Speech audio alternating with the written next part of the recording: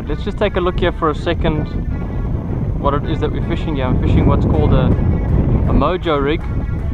So you'll see I've got in this case, a sliding tungsten weight there.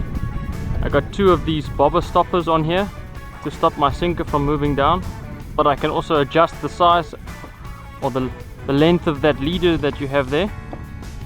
Okay, if I come to close quarter stuff, I can pull it down, I can make it into a semi-Texas. Otherwise I'm going to fish it like I'm fishing in this sort of structure with a 4.0 Gamakatsu and a triple tail minnow, big bite baits, and that's what we call a Mojo-Rig. Now, somewhat like a Carolina rig, but I think let's just call it sort of a finesse presentation Carolina rig. And I'm throwing it at these sort of structures, not very deep, it's about 3-4 foot here.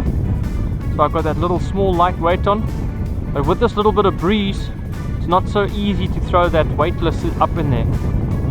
So I'm just throwing it up, pulling it back slightly slowly like I would a Carolina rig,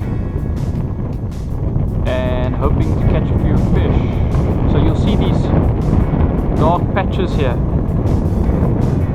That's all stumps and rocks, a little bit of structure, and that's what I'm targeting. I'm sort of throwing it sparsely around the area because, as you can see, one stump, there may be, you know, the limb of the tree or something else all around it. So that's what's nice about the Mojo-Rig. You can throw it sort of all around that stuff. It's pretty snag proof as well. Just working it very slowly, just lifting it up over those limbs, and what that lure is doing, that lure is following that weight. So as that weight comes over, it falls down, so that lure slowly flutters behind it and sinks a little bit slower down. Right, let's take a minute to show you how to rig up a Mojo-Rig.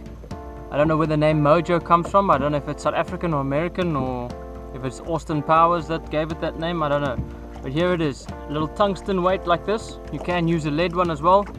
Your main line straight through there. Then take these little bobber stoppers, or whatever they're called. I'm going to put one. I like to use two, purely because when I put that weight in position, I don't want it to move. And when I slide these things up and down, I like to wet the line just so that it doesn't do any damage. I take my 4.0 hook and tie whatever knot you so choose. In this case I'm using a Palomar knot. Make sure you wet that line again. Do what every dentist hates. Bite the leader off and take your bait, whatever it is, whether it be a worm or a fluke style bait or whatever it is you choose. In this case it's a big bite bait's triple tail, and I'm going to go through the head. I'm going to come out again about that distance, rig it up, can measure with my finger. The bait needs to come out about there, and we just skin hook it slightly there.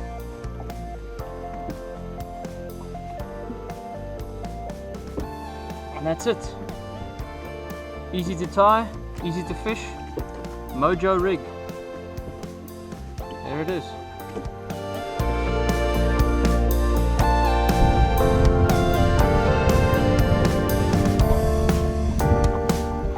I've got him. Look at that. What what a pleasure. There's another one on the Mojo-Rig. Just cast it out there. Little feisty fella.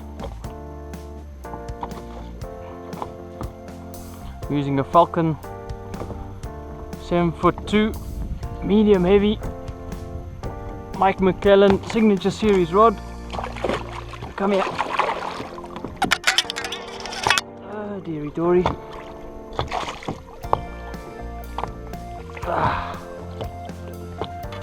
There we go. Look at that. That's where you want to hook them, eh? Gamakatsu in the side of the mouth. Little fat keeper.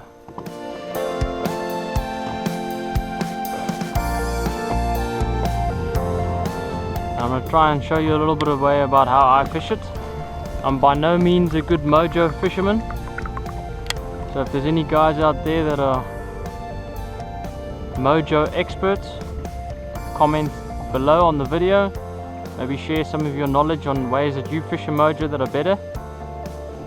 But for me, I just like to make a nice long cast and I fish it back to the boat as slowly as possible, keeping my rod tip nice and high up, so that when I lift that sinker, the bait lifts up and the lure follows that sinker up and down over the structure and back towards the boat.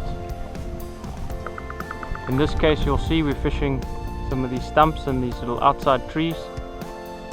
Unfortunately, our water levels are pretty low, so we are left with not much structure in the water. Make nice gentle cast. In this case, I'm starting on the outsides, working my way in towards where we feel that the fish will be. If you hear the wind in the background, it's not the wind, it's my boat partner snoring on the back over there.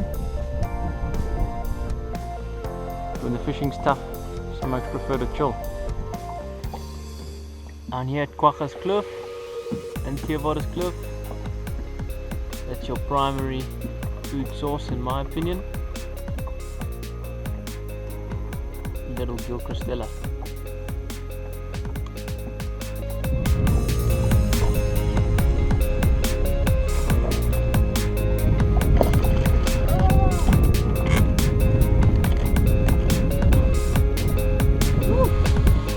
A bit of a cluster with a trolling motor in the water there. There's a good keeper on a big white baits triple tail. Woo.